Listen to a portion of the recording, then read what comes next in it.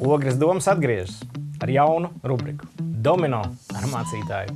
Tas būs dinamisks veids, kā sarunāties ar sabiedrībā pazīstamiem cilvēkiem.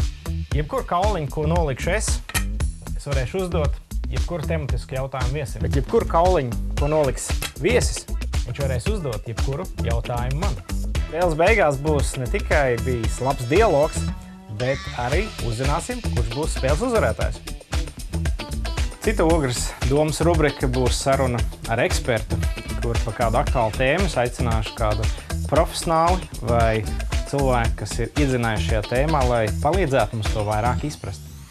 Lai dziļāk izprastu kādus jautājumus par aktuālām tēmām, pasaules notikumiem un tradīcijām no kristīgās perspektīvas, turpināsim arī rubriku Ogres mācītāji, kuru sarunu aicināšu dažādu konfesiju garīdzniekus.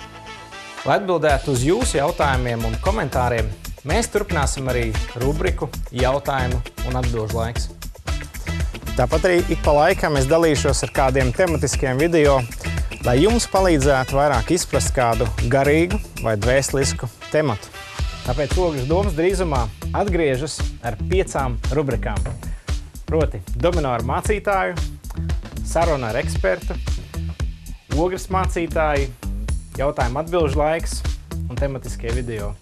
Sākot jau ar 21. novembri, sekot mums līdzi mūsu Facebook lapā Ogres domas.